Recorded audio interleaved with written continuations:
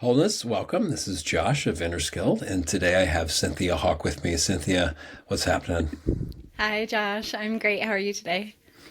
Doing well. It's a little. I'm sure it's hot there in America, but this is one of the warmer days here in London that I've had since I've been here, and it's still really not that hot. I think it's only 82, so it's kind of really mild compared to some of the weather I've heard in the States. So yeah, it's Mm, okay. nice. So who is Cynthia Hauk, and what kind of work does she do? So I mostly help support two groups of people. I largely share mindfulness meditation and really simple art practices.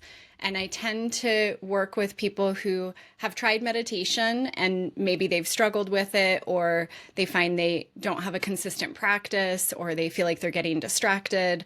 And I also work with creatives who actually struggle with identifying as a creative. So I feel like we're all creative. But so people who want to have a form of expression for self care, but who maybe don't consider themselves as an artist.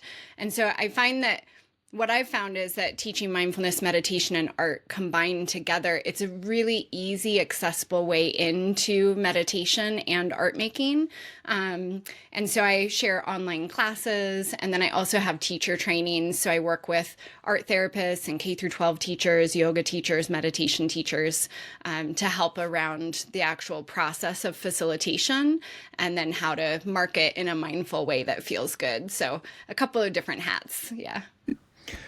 Well, that's cool. And so tell me more about kind of the day to day, how you work with people before we get into like the teacher training part of it. Like, well, how did you get involved on all this? Did you always have like an artistic interest? I mean, how did you get into mindfulness, and what made you decide to combine the two? I know there's some people who use drawing as their primary mindfulness practice, even, which I find really fascinating. So yeah, I think that let's start there. Yeah. So I think like a lot of creatives, I started very young. So I was definitely drawing and doing things as a child. I also was collecting rocks and was doing a lot of these things as an adult now that we do for self care that can be mindfulness practices. But as children, we just drop into it and play. And so I was doing those very young. But I also had night terrors when I was like around 8 years old, which is common in kiddos. And my dad at the time got me this dream book. And also in there was a progressive relaxation meditation. So I actually started meditating without knowing I was meditating when I was about 8 or 9 years old. And so for the longest time, I had the two practices separate, or mindfulness meditation and art. I had them separate. But what I noticed was that I was naturally dropping into a flow state and a place of curiosity and ease and non-judgment as I was creating very young. I just didn't name it that, I didn't have the language or the knowledge around it. But it wasn't until my early 20s or so that I started to combine the practices. And then later in my late 20s is when I really deepened. I was treated for cancer. And at the time I was exploring this collage practice with mindfulness that was just, I think that was a big catalyst for me, because it opened up this insight that I could have a much deeper awareness of my body, my breath, my emotions, my thoughts, the present moment, through materials, through playing with collage papers and noticing how I can express myself emotionally. So it just deepened a lot there. And then the rest is kind of history through my own trainings and feeling a really strong passion of sharing the practices with others. Well, right on. Now, what I'm wondering is, what would you say sets apart just standard kind of art practice and creational practice, not versus, but maybe versus, a mindful way to do it, and how to actually and then incorporate it, like maybe for the a contrast of each. Yeah. Yeah, I see it similar actually to a lot of formal and non-formal forms of meditation. So there's a couple of ways in. So with art making, sometimes people, we can just naturally drop into a state of mindfulness as we're creating. And maybe we're noticing, the pen or the brush in our hand, we're noticing the sounds more. We drop into a place of curiosity and play, and we're not having judgment as we're creating. Sometimes that doesn't happen. Sometimes as creatives, we can very much be strongly judgmental about what we're creating and self-critical and feeling like, am I doing it right? Comparing ourselves to others. And so having these invitations and prompts and guided ways to drop into combining mindfulness with art, I've found really supportive and helpful. And then there also are even more formal ways to practice mindful art meditation. So I share a few different practices as an example that I call breath doodles. So it combines mindfulness, drawing, and the breath. And so instead of, if we were doing a breath meditation and we were focusing our awareness on, let's say, where we're feeling our breath coming in and out of our body, maybe near our nostrils or our chest, or we're focusing on counting, inhaling for 4 breaths, exhaling for 7 breaths, we can do those same type of more formal meditations, breath meditations, but with our art making. So I share drawing practices where the lines that we're putting on the page are a mirror or a tracing of our breath. And so I have about 20 different exercises that I teach around that. So there's kind of this informal and formal way in, which I love because I find that everybody's different. And even from day to day, sometimes there's different practices that call to us or speak to us in that moment. So I'll stop there. It's lovely and wonderful. So you'll have to maybe just share one of those ways to do it with the breath, because that's been my primary practice for the last couple of years in my daily sitting practice. Mm-hmm. And yeah, I would like to accentuate that, or support that, or just try it out. But before I do that, I wanted to say about the mindfulness and lack of mindfulness in art creation. And I think it's some of these cliches of certain artists. We've had like the tortured artist archetype almost, where they're just almost self-destructive behavior. I know some of the artists that I admired when I was a rebellious teenager, right?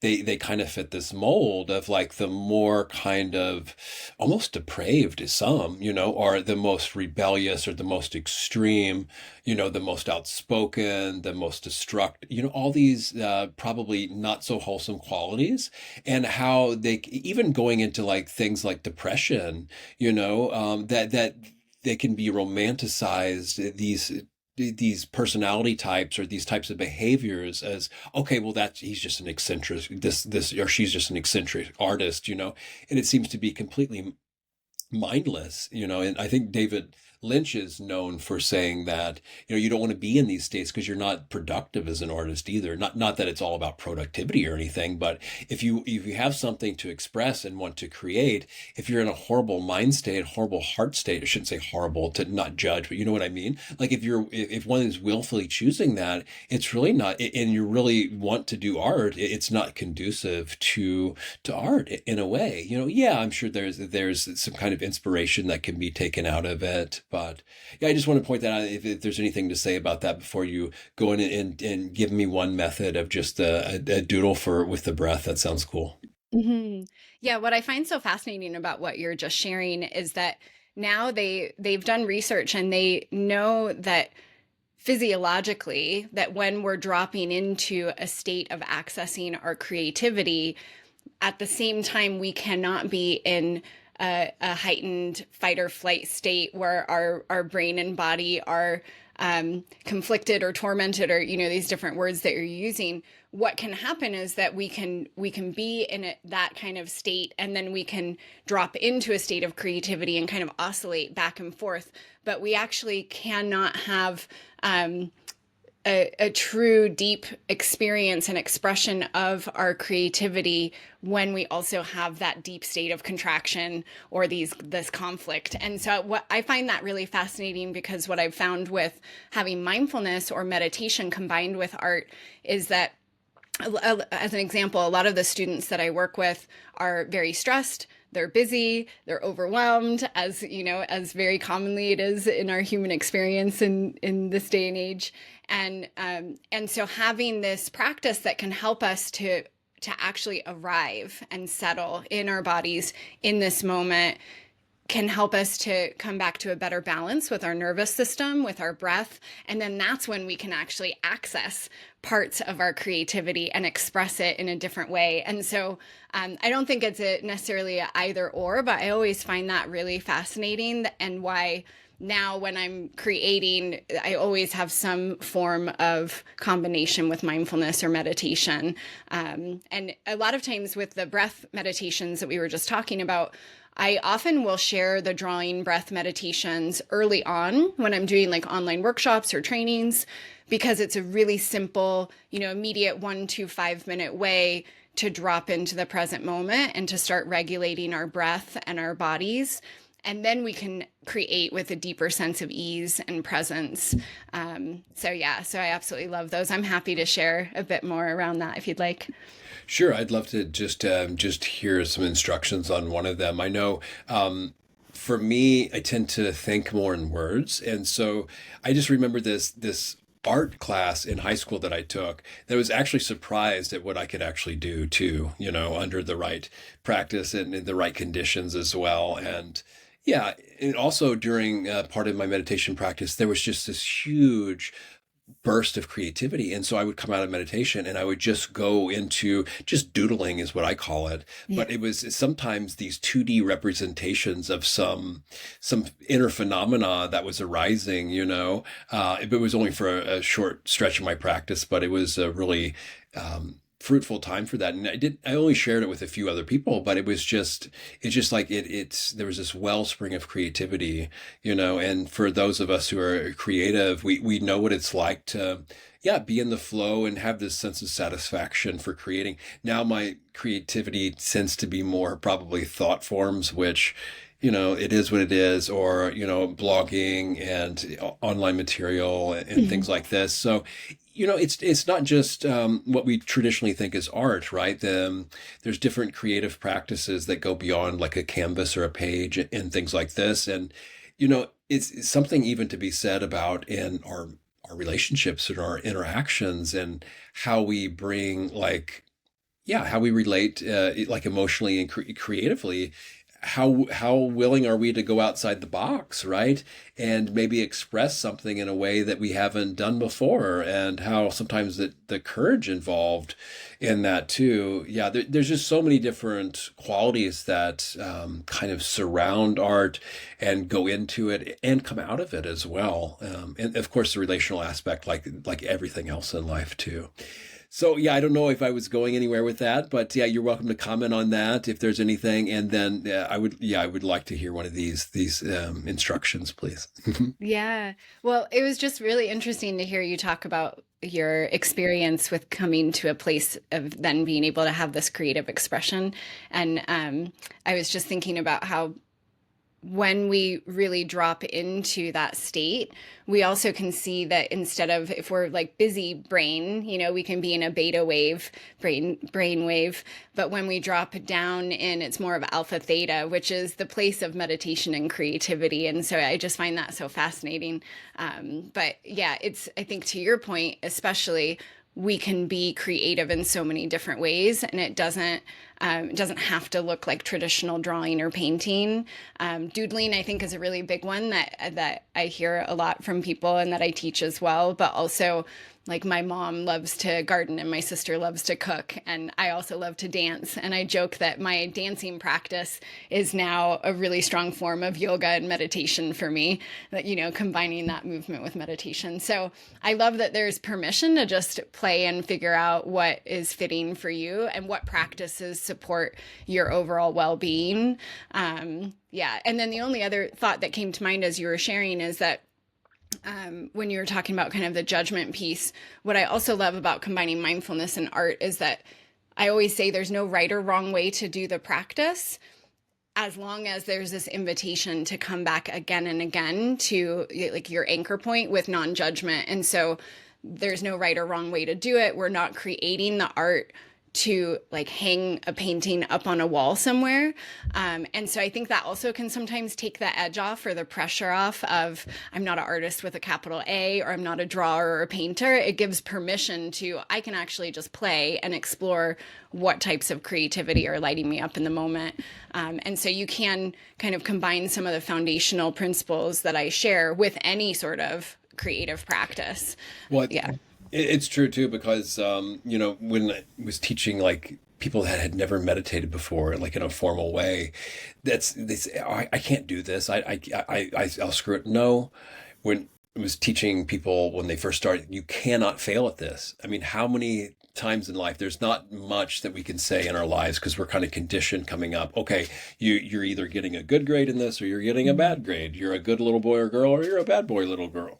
So I stumbled on my words there a little bit, but yeah, let's imagine that you can't do it wrong, at least starting off, right? Of course, there's more skillful ways to do it than others when it comes to meditation. But when you first start off, there is no bar because you can't mess it up, you can't screw it up. So that was so lovely about that. I just wanted to throw that in there a little bit, and I don't know how. Sorry, there's from the last meetup here, and I might have to edit this out. I don't know if I'll have. I think it'll be okay. I don't know how that happened. I've never had that happen before. Anyway, we'll just keep going here.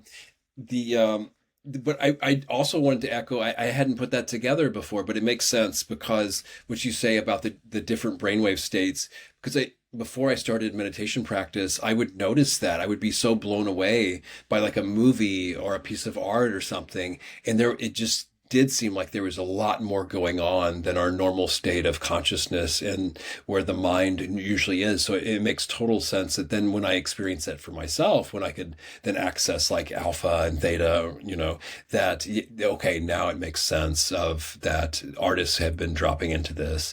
It's kind of no duh right now, but before I could see and know it for myself, then it just made so much more sense. So, all right. Yeah, go ahead and comment and then doodle. Yeah, I was just going to share too. I think that I know I've experienced this, but I hear this from other people all the time of saying like, oh, I had this amazing aha insight or idea or innovative thing when I was driving or when I was in the shower, or these moments where we are actually dropping into that slightly altered state. And so what I find so beautiful as well is that not only do we have more ease as we're creating, but we also it can be a birthplace for even more creative ideas and things to come through. And so a lot of the practices that I share, I also share really specific journaling prompts and writing prompts. So there is a place to capture some of those insights as they come through as well, it's one of my favorite parts of the practice, actually. Wow, so people can handle that pretty well, right? It's not too overwhelming. Like they're trying to draw and they're trying to journal too. But I mean, yeah, it's a good. Is that what you mean, or because something like that, or? It's so there is kind of a whole process to it. So as we move through, so grounding, centering, noticing our body and our breath, having our creative practice, and then actually having writing or reflections afterwards. So it's not where you're kind of in all of that all at once, where it might feel overwhelming or confusing.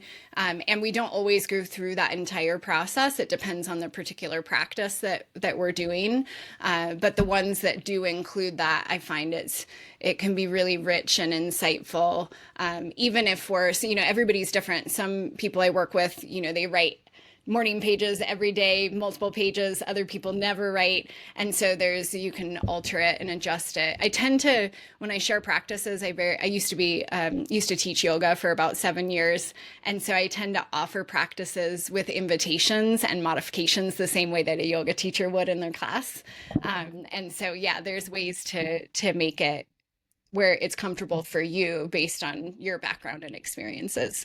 It's very wise, yes, to offer those modifications. I've had a journaling, because it applies to me too, because I've had a journal practice since every day since 2016, I think. But mine is just basically what I did that day.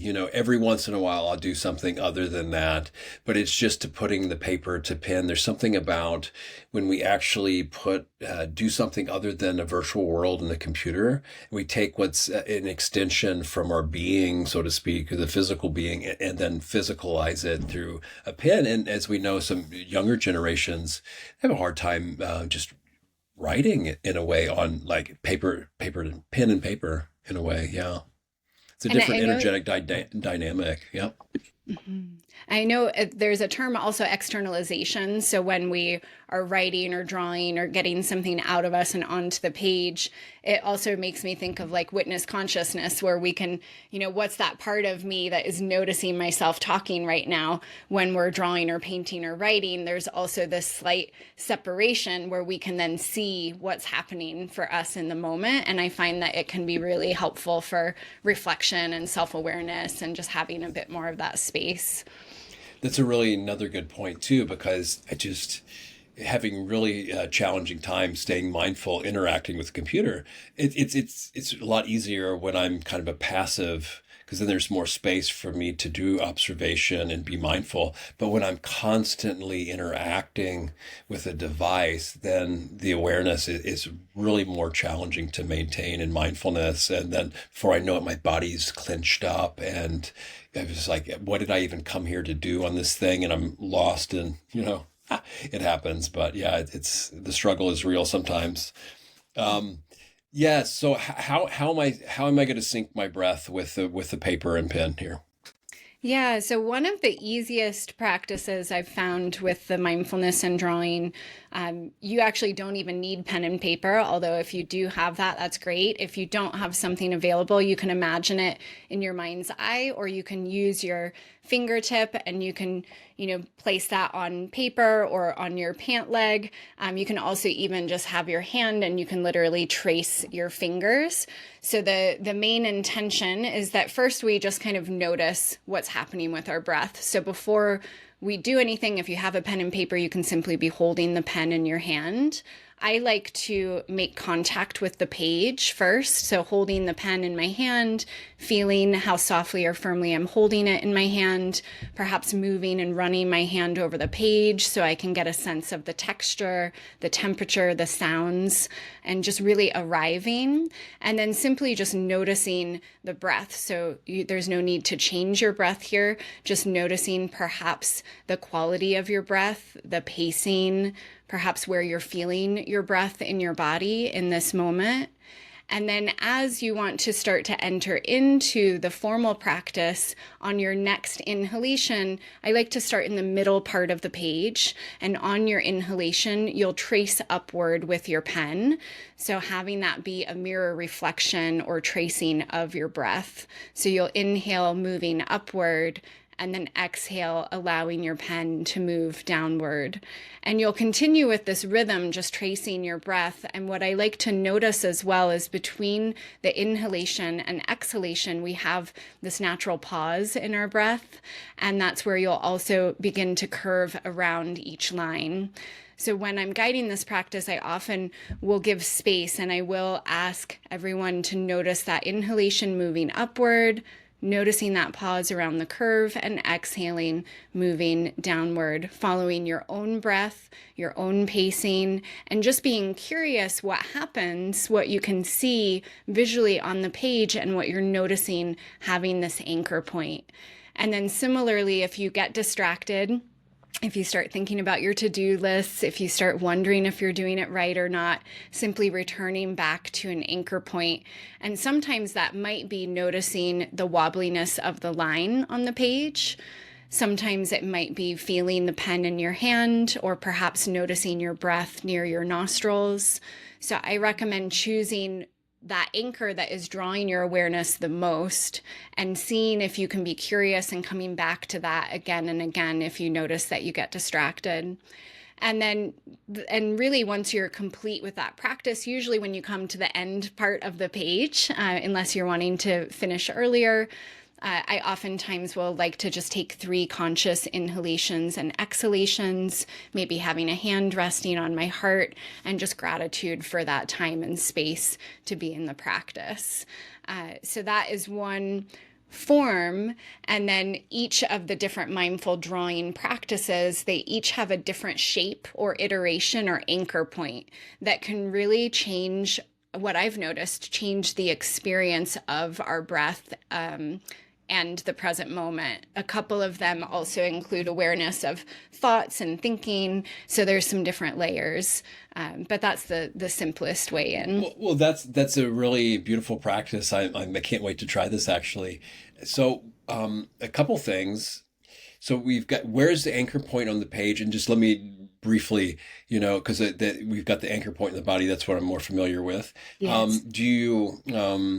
Let's see, because sometimes the pause at the top of the in breath for me is not that much, so I'd imagine you just go quicker. Yeah, and then there's so many different dimensions to the breath. You mentioned a few, and I don't know if I remember all the ones, but yeah, there's texture of the breath. There's how hard it is and how easeful it is. The energetic quality of it. There's a few more that I'm blanking on now. But and then what happens when, because some of us have this tendency to want to control our breath. Do you have any recommendations for when that happens with this exercise too? Yeah, that's such a great point because I hear this a lot actually from students, a few things where they'll notice that am I actually tracing my breath in this moment? Or what can happen when you do this practice occasionally is you start making the movements with your hands because you want the picture to look a certain way, because you want your breath to be a certain length. And then you're trying to kind of shoehorn your breath into those marks, or maybe you're even dropping the breath altogether and we're focusing more on those lines. So what I often, and then they're also with this practice, you can also do it as a counted breath. So maybe inhaling to 4, exhaling to 4, or a 4-7 breath. But what I found is that to your point of this controlling around the breath, typically having the counted breath with this practice tends to be a bit more uncomfortable, where it feels like we're controlling it a bit more, which is why I often invite just this noticing and this easing in. And then if and when we do start to catch ourselves that we're stepping in, because it's very natural for that to happen, to just know, I like to normalize and name that that's really common, to not have judgment around it, to simply integrate that into your drawing meditation. Have that be another thing that you're simply noticing and offering compassion and curiosity around, and then returning back to. That's why I often, when I guide the practice, I'll name a few different types of anchors that you can focus on. And even when I do that, I can do this practice every day, and the anchor that will draw me in the most in that moment will often change. And so, and sometimes it'll change mid meditation, but usually it changes when I come to the practice. And so just having these different, I like to say it's having these different tools in our meditation tool belt that we can come back to, as well as just that kindness to ourselves, and knowing that we don't need to do the practice perfect, whatever that means. We can notice that, oh, isn't that interesting? Now I'm drawing instead of my breath guiding the movement, or I'm trying to control it, or I'm trying to do it in a particular way. And just integrating that into the practice, and having just that kindness and compassion towards ourselves. That's what I was getting to. If that were to happen, yeah. But I mean, so if let's say I get lost, then do I know I just come back to the anchor on the body, but do I just start just it doesn't matter where my hand's at or whatever, I just keep going from wherever I'm at then on the page, yeah, or Yeah, mhm. sometimes. So I'll guide this practice online in some of my live sessions, and you can see my paper just kind of as a visual. And sometimes you'll notice on my page I'll have like a little blip, like you can visually see, oh, I just had a very distracting thought right there, or I got completely pulled away. So sometimes people will, when you're doing the practice, you might stop drawing and then realize, oh, actually, I'm not even moving my pen right now, and just picking it back up where you were. You can always, so the drawings themselves, what I find so interesting is that you can use them kind of like seed drawings into other artwork later, or you can color them and expand on the doodles. But they are really, it's kind of like a practice sheet. The marks that you're making really are just a reflection. So that might mean that you start over, that you start on a different part of the page, that you overlap the lines and marks. There's really no right or wrong way with that. I think the key part is how can you have it be something that brings you back again and again to the present moment, to your body, your breath, the page. And so that's why I offer a lot of different cues and invitations so people can find what works for them. That's really cool. And another dimension of the breath is the rhythm as well, of course. Yeah. And one teacher likened meditation to like a blank canvas. You sit a kid down with a blank piece of paper, they just love it. They get just to create whatever they want. But adults are like, oh my gosh, what am I going to draw? And I heard this one art story though. I thought it was hilarious that somebody turned in a blank piece of paper and they said, what are you doing? This is blank. You didn't do anything. He said, no, that's an abominable snowman in a blizzard. So you at least get some points for creativity with that. But this is where I think it is a really good thing. If we get stale in our practice, then we can figure it out. We can try all kinds of different experimental things. I think it's fascinating that you were using this as a seed. So somebody might look at that and just have inspiration for another artwork, which I think is really a really cool notion. And I can't help but wonder now, where did you find out about this? Did you just come up with this yourself, or did you learn it from someone else? And then the next question I want to get into then, just to give you a couple here, how does your work differ when you're teaching people to do this? Mm-hmm. Yeah, so the drawing breath meditation, the one practice that I shared, I'm not sure of the original roots of that practice. I've seen it around maybe for 10 plus years or so. The breath doodles practices that I teach, which are about the 20 different exercises with different mark making, with drawing and the breath, that was kind of birthed from my own practice with that simple rooted drawing meditation. And I've noticed that that drawing meditation I mentioned, I also have some inspiration from heart math, if you're familiar with heart math, and the rhythm of the breath, as you were just mentioning. And actually that particular drawing meditation, when you look at it, it looks very much like a heart math rhythm. If you've ever used, I have one of their little devices that you can, connect onto your ear. And I think it's one of those things where like whoever created the first body scan meditation, I don't know that anybody knows that. So the original creator of that first drawing meditation, I'm not sure who that creator is, or I would love to give credit to that meditation teacher.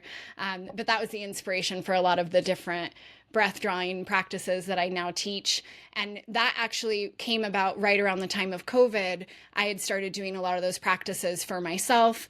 And then I had wanted to create a course and share it out. And because I was just so busy, I hadn't done that. And I actually met a woman, just to share a very brief story. She was my cab driver. My car was getting worked on, and she was a mother of 3, and she was driving me home. She asked what I did, and I said I taught mindfulness, meditation, and art. And she started asking me questions, and she said that she was super burned out and stressed from doing so many. She had a couple of jobs with the 3 kiddos, and she noticed that she was starting to kind of snap at her children and wasn't showing up as the mom that she wanted to be. And so she was asking for really simple ways, like, how can I start practicing mindfulness when I'm so busy? So we were sharing or talking, and I said, when I come to a stoplight, since one of her jobs was driving, I said, when I come to a stoplight, I'll take a couple of mindful breaths. If I walk through a doorway, I notice and take a breath there. And so I mentioned that drawing breath with using your hand, your finger on your pant leg. So when she's in the car, she can do that practice.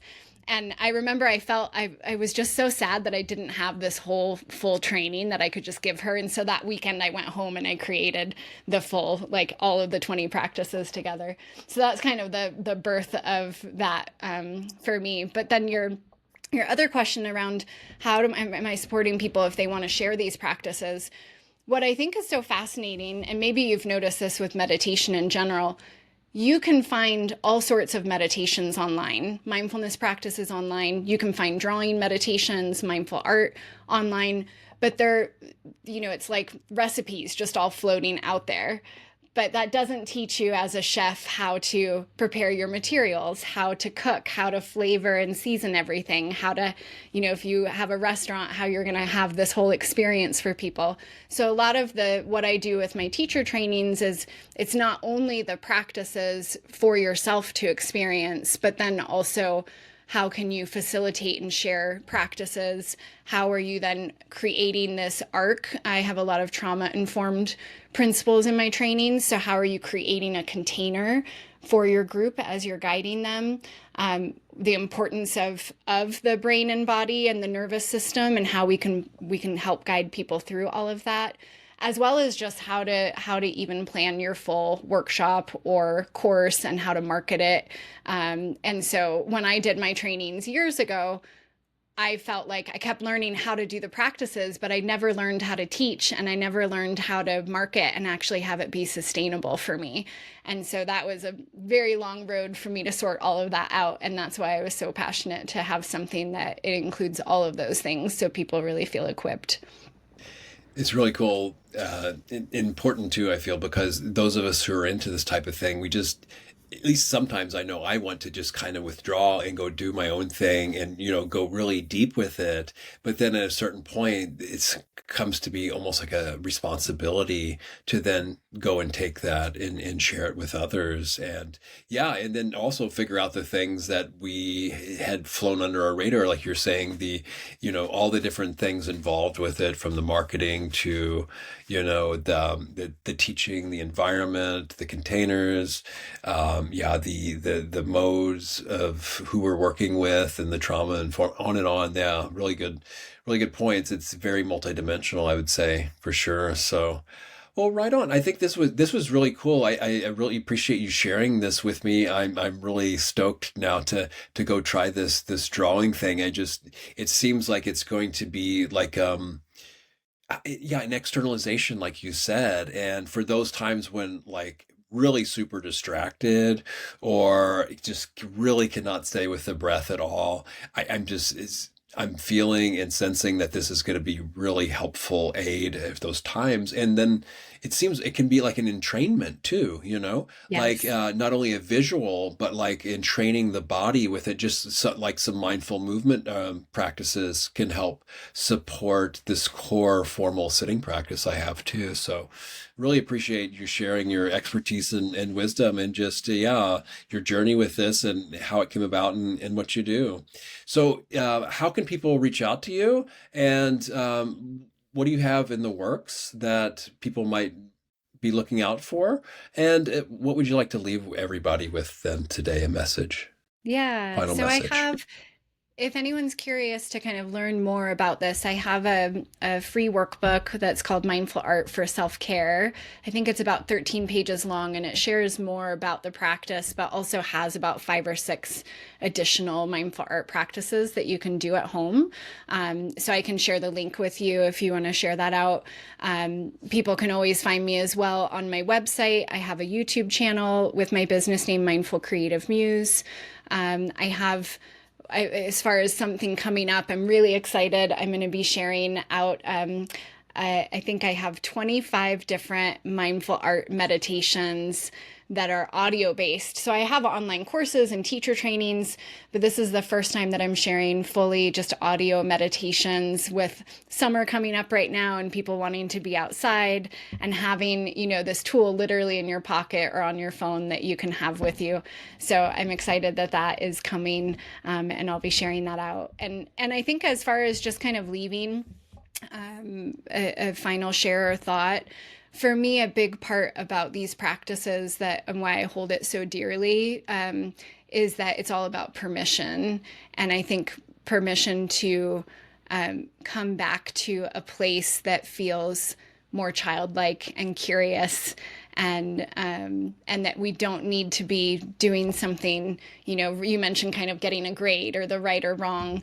And so, yeah, I think if anyone is kind of wanting more ease or permission, these might be practices that can be really supportive. And then just in general, just permission in general in our lives to be kind to ourselves is so huge. Yeah. And I so appreciate you chatting with me today and having me on the show. It was my pleasure, and I learned a lot. And yeah, it's beautiful practices. Thank you. So with that, may all beings everywhere um, allow themselves permission to find their most helpful, useful ways of expression in art for their long-term benefit and happiness, and for that of others. May all beings everywhere realize awakening and be free. Bye.